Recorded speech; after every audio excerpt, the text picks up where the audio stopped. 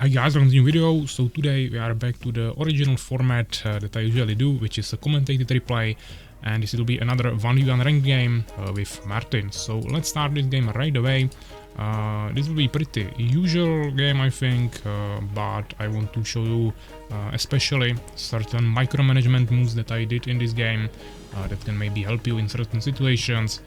So that will be definitely the most important thing here. Also maybe some decision making, I will also get pushed pretty heavily, so we'll just take a look on different situations in this game and try to learn from them. My opponent is playing as orcs. He's starting in the bottom right corner of the map, and he's immediately starting with 6 workers on the barracks, and seems like he already prepared 2 more farms, probably 3 with each from the barracks, and every single worker that is being produced now is going to gold, so pretty interesting opener here. Actually, sorry, it's just 3 and 2, and one of them from the barracks is going for wood, okay. Of course, you don't need 6 on farm immediately, so this is probably okay. I of course opened with barracks and sawmill, and we are going for the farms right after that. So overall, we should have our farm a little bit earlier than our opponent, but he'll probably have the second one before me. While of course we have that extra building of the lumber mill, which increases our wood income by a lot. I also have way more peasants there, so and I already have 0 wood, so overall we should have way more wood throughout the game, but we'll see about that in the late game, I mean in the results. Our opponent pulled the wolves here. I don't think he wanted to do that, or I mean it had to be intentional, because I don't think you can pull it without going all the way here if you don't have ranged units. So now he's struggling there a little bit with the wolves. Of course, I utilized the barracks and my archers to kill the troll really quickly. But there is a small chance that the enemy can come here immediately with one swordsman or warrior for scouting, and he can steal the troll from you, but then you can probably just take him out with the archers, yes, so that shouldn't be that big of a problem. The reason I decided to build the barracks on this side, even though the troll is here, is because I also want to use the barracks for the wolves, and the wolves will always stay quite close to the wolves den, while the troll can be pulled wherever you want him. You just need to keep shooting into him whenever he decides to retreat. While the wolves will be just running around like this, and if I have the barracks close enough, I can utilize it to not take any damage. So this was the reason. Of course, if you do this, you have to make sure that your farms are not in the way. Usually I would place my farm here, and then the second one maybe here. But this time I decided to place both of them in the back like this. Also overall, the fight is usually on the map happening here, mainly because the opponent has these archers here that are fully blocking this entrance, and that means that they just have to go this way if they want to push you early. And most players don't usually go through these bandits or the other ones to this side, yes, so at least throughout a few minutes during the first day, I would say especially, it's pretty unlikely that anyone would push you here. So I think that's another reason why you want to have the barracks here and maybe the farms hidden on the other side, but you can also make the farms here, yeah, doesn't really matter. I will build them here as well later too, but for now this is at least giving me some vision there, so we don't get any skeleton spawns on this side of our base. Our opponent already clearing lots of archers here. You can see some nice level 2 warriors here. I think for warriors especially it's pretty easily distinguishable by the visuals, because you can see that, I mean, all of them have horns. Actually, sorry, the level 1 and level 1 doesn't have horns, level 2 and 3 have horns on the helmet, but you also get the bigger shoulder armor. So overall there is just multiple identification visuals that make it really easy to actually distinguish which warrior is level 2 and 1, even for me when I'm playing against the warriors, so that's pretty nice. Here I cleared the archers as well after we killed the wolves and the troll, and now I just did some free damage to the bandits, maybe killed like one of them, but we mainly want to start getting into the enemy territory while we are still producing new archers and new peasants there. Here I met his army. He has like 50% more units, probably also better levels, but I also have nice level 2 archers. But yeah, look at the archers, it's really hard to actually distinguish them here. They get like a longer cloak, I think, but it's really hard to see, especially when they are on top of each other. Or maybe that's just the level 3 who has longer cloak. But overall it's definitely not as easily visible as on the warriors, for example, so maybe this might still need some slight touch. But I mean, we can be glad that there is even any any visual distinguishability of the levels, so I'm definitely fine with this. It's not like it would really matter that much for the archers there.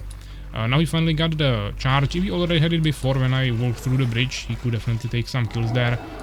But now he can still chase me, so I need to immediately retreat. As I said, he has more units here. Half of my army is at home, so we definitely don't want to fight him here. We are on 390 population.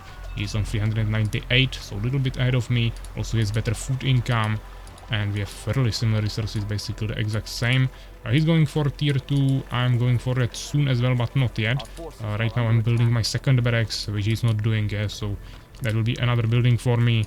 I'm also making 4th farm now, and I already have the sawmill while also having second barracks right now finished. So we have just way more infrastructure while he's just pumping everything into the warriors, but I'm also producing my archers almost all the time, so I think we are not falling too much behind in terms of our army, while we are getting way stronger infrastructure, which will be really strong, so I think we are doing totally fine. Right now I decided to just leave a few archers at my home, 2 on each barracks. Now we have both entrances covered and full vision on our main base. Of course, when we take some trees out, it will be too far away from the building, so we need to keep an eye on that. But these archers could, should be easily able to kill any skeletons that spawn there, so that should be totally fine.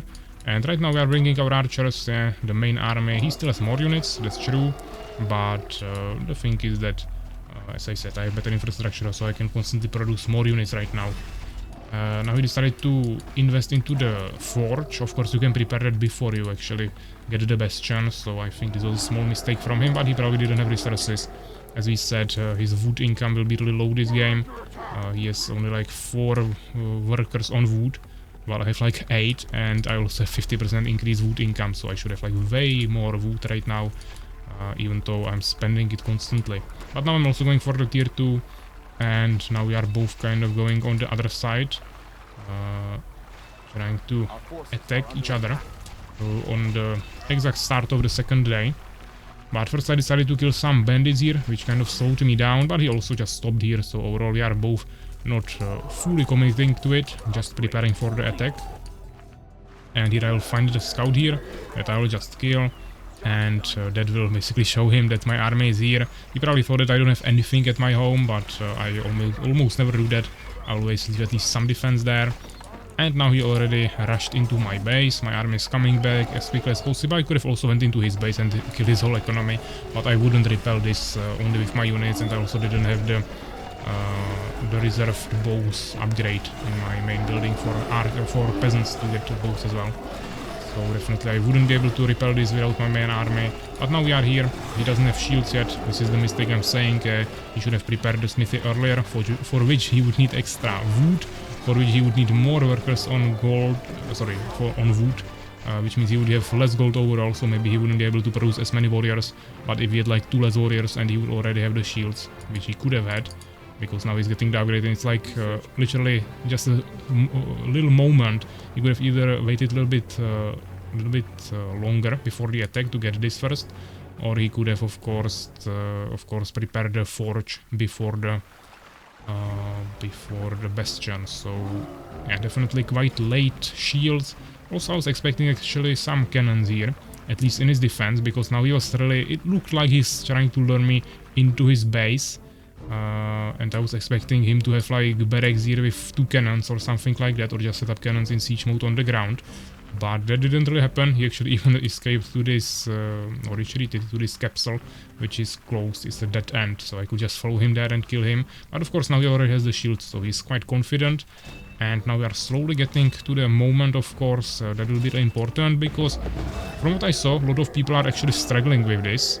But with good micromanagement you can still kill the warriors and swordsmen with shields, because they are really slow, and if they want to catch up with you with the charge, they of course have to put the shields down. He's actually doing a really good job. He's putting the shields down to catch up with me, and once I start shooting him, which always takes a while, he immediately puts up the shields, so that's really good. So what I instead decided to do is to split my archers, and this is really important because right now he can follow my one group, but he's constantly getting shot by the other group, so he can never catch up with me while not getting shot. If on the other side, if I had just one army, which basically you saw for like 30 seconds, I always had to turn around and start shooting, and he just puts his shields up. And then I need to start running away, which means I cannot shoot him, and he puts the shields down, and of course the charge ability gets used.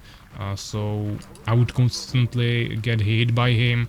I would be dealing almost no damage to him because of the shields, and eventually he would probably take me down, or I would just be kiting him around the whole map.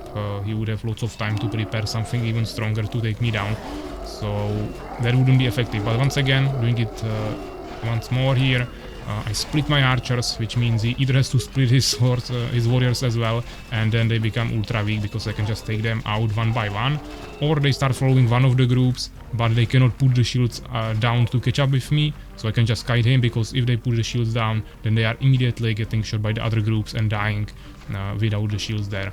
And so I would say quite advanced micromanagement move. I don't see too many people actually splitting their army, but especially with archers against shields, this is really important.